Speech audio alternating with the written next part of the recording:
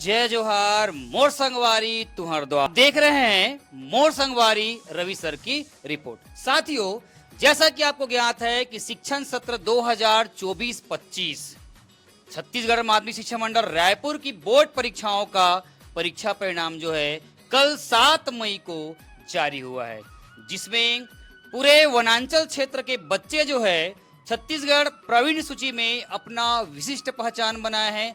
उसी कड़ी में हमारे छत्तीसगढ़ के एक ऐसा वनांचल क्षेत्र जो कि अपने पढ़ाई से, अपने विशिष्ट प्रतिभा से पूरे समूचे भारत देश में, पूरे प्रदेश में एक अपना अलग मान बढ़ाया है। आज हम पहुंचे हैं छत्तीसगढ़ के पहले कभी दुर्ग जिले का एक हिस्सा रहा है बालोद जिला से महज ये जो है 28 किलोमीटर की दूरी पर स्थित है। अर्जुंदा से 4 किलोमीटर की दूरी पर एक छोटा सा गांव जिसका नाम है मटेवा। वहां की चूंकि बताते हैं कि ये गौरव ग्राम है और वहां ग्राम मटेवा से एक छोटे से वनांचल क्षेत्र से एक हमारी प्यारी सी बच्ची, एक बहन जिन्होंने छत्तीसगढ़ माध्यमिक शिक्षा मंडल रायपुर की बोर्ड परीक्षा के 10वीं बोर्ड में उन्होंने राज्य में 7वां स्थान प्राप्त कर इस मटेवा ग्राम को गौरवान्वित किया है। आज हम उसके निवास में हैं, जानेंगे कि ये उपलब्धियां किस प्रकार प्राप्त किए हैं। क्योंकि आपको मालूम होगा कि ये मटेवा के आसपास जितने भी ग्राम हैं, चाहे वो अर्जुंदा हो चाहे और लगे हुए ग्राम हो, ये पढ़ाई में पहले और विशिष्ट मान यहाँ का बढ़ा चुके हैं। बहुत सारे बच्चे यहाँ के मेरिट में आ चुके हैं। तो सबसे पहले हम जानते हैं इस प्यारी बच्ची की पढ़ाई कैसी थी, कैसे विषम परिस्थितियों में उन्होंने इस मुकाम को प्राप्त किया है, क्या क्या उनके मापदंड रहे होंगे, सफलता के मंत्र क्या होंगे। तो हमारे बीच में वो बहन है। सबसे पहले अपना नाम बताएंगे बेटा। मेरा नाम भावना साहू है। चलिए, सबसे पहले आपको इस विशिष्ट उपलब्धियों के लिए मैं मोर संगवारी परिवार की और शिक्षा विभाग की तरफ से आपको बहुत बहुत शुभकामनाएं देता हूँ, बधाई देता हूँ।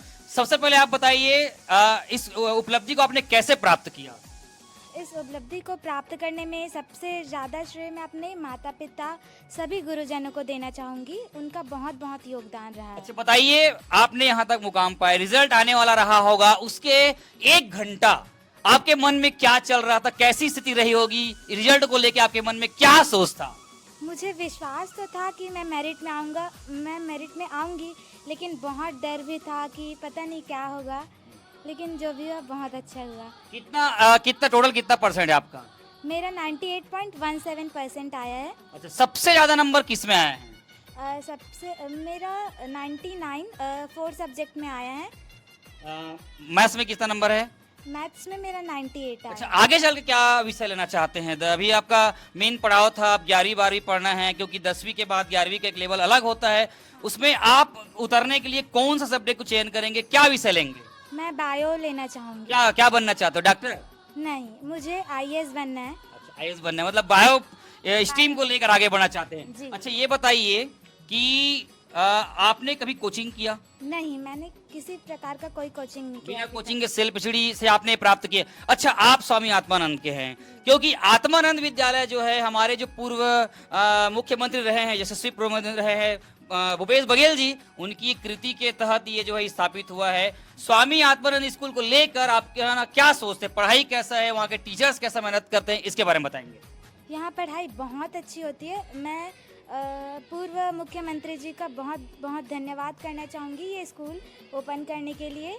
यहाँ के टीचर्स भी वेल एजुकेटेड हैं, बहुत अच्छा पढ़ाते हैं हमें और बहुत अच्छी पढ़ाई होती है। इसी कारण मैं आज यहाँ तक पहुँच पाई हूँ। अच्छा, ये बताइए, स्कूल में ऐसा कोई टीचर्स जो आपको मोटिवेट किया हो, ऐसा लगता था कि मैं नर्वस हो रही हूँ या कोई चीज़ में नहीं बना नहीं पा रही हूँ, है ना, ऐसा कोई टीचर्स जिनकी बातों को सुनकर आपके अंदर में वो जोश, उमंग, विश्वास आया हो, आपको आगे बढ़ने के प्रेरित किया हो, नाम बताएंगे और क्यों वो अहम है। वैसे तो सारे टीचर्स का योगदान था, लेकिन जिन्होंने हमें सबसे ज़्यादा मोटिवेट किया था वो थे हमारे संस्कृत टीचर मेघनाथ सर और हमारे क्लास टीचर भी रोहित सर। सोशल साइंस की टीचर भी थी प्रियंका मैम। मेघनाथ सर ने हमें बहुत ज़्यादा मोटिवेट किया था। वो हमें कहानी सुना के मोटिवेट करते थे, पूरी क्लास में कहानी सुनाते थे। जब भी हमें डर लगता था वो हमें बहुत अच्छी अच्छी कहानियाँ सुनाते थे और हमें हमेशा मोटिवेट करते थे। मैं उनका बहुत बहुत धन्यवाद करना चाहूँगी। सभी टीचर्स को मेरा बहुत बहुत अच्छा, धन्यवाद। आपके प्रिंसिपल मैडम का नाम क्या है? और प्रिंसिपल मैडम का भी बहुत बहुत धन्यवाद है। कितना सपोर्ट कर रहे थे? उन्होंने भी बहुत सपोर्ट किया था। प्रिंसिपल मैम आई भी थी, मुझे बहुत सपोर्ट किया था। उनका भी बहुत बहुत योगदान है। अच्छा, ये बताइए, 6 सब्जेक्ट था, 6 सब्जेक्ट में सबसे अच्छा और आकर्षक सब्जेक्ट इस साल पढ़ने में आपको क्या लगा, इंटरेस्ट लगा? संस्कृत। क्यों लगा? मी मामा सीता था तीता अंती, क्या ऐसे पढ़ने में मजा आता है कि और कोई खास बात था? हमारे सर बहुत अच्छा पढ़ाते थे हमको। गाना गा गा के याद कराते थे, गाना गा गा के सिखाते थे, तो इसलिए संस्कृत मेरा फेवरेट सब्जेक्ट हो गया था। चलिए बताइए, और आप पढ़ाई कितने घंटे देते थे? मतलब सभी सब्जेक्ट को अलग अलग टाइमिंग बना करते थे कि कोई किसी को ज्यादा? किस तरह से आपने मेहनत किया, तैयारी की, उसके बारे में बताओ। मैंने मेन सब्जेक्ट को थोड़ा ज़्यादा घंटे दिया था। 6-7 घंटे पढ़ती थी। जो मेन सब्जेक्ट था उनको 2-2 घंटे पढ़ लेती थी, और उनको 1.5 और बाकी सब्जेक्ट 1.5 घंटे। क्या पढ़ाई के दरमियान कभी आपने नर्वस हुए या कभी आपको ऐसा हताशा हुई हो, है ना? अगर हुआ होगा तो उस वैसे पलों से आप कैसे निकले, कैसे जूझे और उसको, उन बाधाओं को तोड़कर आज जो मुकाम आपने जो पाया है, जो सामने है, उसके बारे में बताएंगे? बीच में बहुत डिस्ट्रैक्शन तो हुआ था, लेकिन मेरा मानना था नेवर क्विट, बी पॉजिटिव। जब हम जो सोचते हैं वही होता है, तो मेरे मन में पूरा विश्वास था। बी पॉजिटिव, बस। अच्छा, ये बताएंगे कभी, क्योंकि चूंकि सोशल मीडिया का दौर है, कई सोशल मीडिया का प्रयोग जो है पढ़ाई के लिए करते हैं, कई मनोरंजन के लिए करते हैं, क्या आपने कभी सोशल मीडिया का उपयोग किया है एज ए पढ़ाई के रेस्पेक्ट में हो, चाहे वो मनोरंजन के रेस्पेक्ट में हो, और अगर आपने किया है तो आपके लिए कितना सार्थक रहा है, उसके बारे में बताएंगे? मेरे लिए बहुत सार्थक रहा है। कभी कभी जब कोई टॉपिक समझ नहीं आता था तो हम यूट्यूब से देख के पढ़ लेते थे, उसमें बहुत अच्छा क्लियर हो जाता था। तो मोबाइल बहुत सार्थक रहा है मेरे लिए। अच्छा, अभी आपने टॉप किया, कितना बड़ा नाम आपने दिया है मम्मी को, पापा को, पेरेंट्स को, पूरे समूचे परिवार को, पूरे स्कूल संस्था परिवार को दिए हैं, कैसा लग रहा है? और आप जूनियर को कैसा, मतलब क्या सीख देना चाहेंगे, वो तैयारी किस प्रकार से करें, इसके बारे में बताएंगे? पहले तो मुझे बहुत बहुत अच्छा लग रहा है, और मैं अपने जूनियर्स को यही बोलना चाहूँगी कि कभी हार मत माने और मन में विश्वास रखें और नियमित रूप से पढ़ाई करें। अगर आपके मन में विश्वास है तो आप जरूर आएंगे। चलिए, बहुत बहुत धन्यवाद बेटा आपका। हमारे बीच में उनके पेरेंट्स हैं, क्योंकि वो कहते हैं कि बच्चों के जो सर्वांगीण विकास में तो अपने योगदान देते हैं, लेकिन ऐसा बताया जाता है कि बच्चों के पग पर जो आगे बढ़ते हैं, है ना, हर मंजिल को वो क्रैक कर जाते हैं, गोल कर जाते हैं, उनमें अहम कड़ी रहता है पेरेंट्स की। पेरेंट्स और टीचर की जो भूमिका होती है वो बहुत ही अतुलनीय होती है। सबसे पहले भैया आपका नाम बताएंगे? अनिल कुमार साहू। कैसा महसूस हो रहा है आपको कि आपकी बच्ची ने समूचे पूरे प्रदेश का, बालोद जिले का नाम रोशन किया है? कैसा लग रहा है आपका? नहीं, बहुत खुशी हो रहा है। हाँ।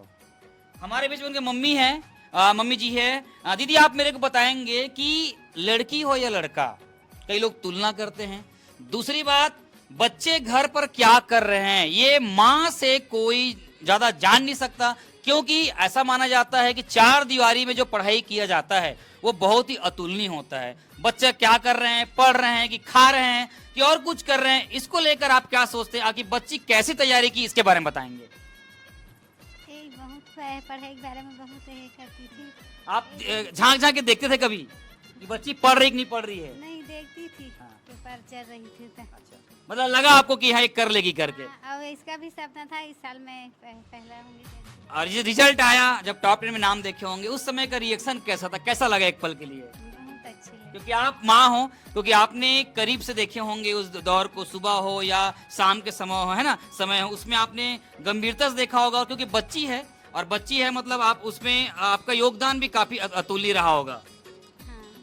ये आप देख रहे थे कि किस तरह से ये जो गांव है ये बिल्कुल अर्जुंदा से लगा हुआ है। आपको बताना चाहूंगा कि अर्जुंदा एक ऐसा जगह है पढ़ाई के मामले में, यहाँ से कई बच्चे ऐसे हैं जो छत्तीसगढ़ माध्यमिक शिक्षा मंडल रायपुर की बोर्ड परीक्षाओं में टॉप नंबर रैंक भी यहाँ पे आ चुके हैं।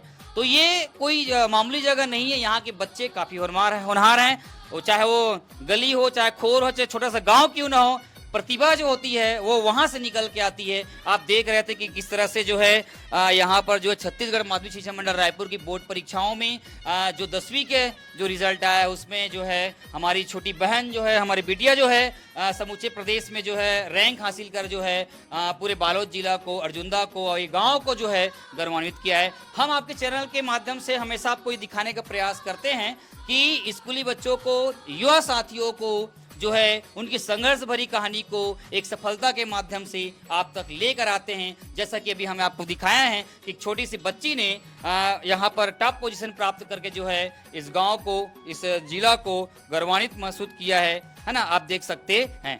तो बने रहिए, मोर संगवारी रवि सर की रिपोर्ट। धन्यवाद।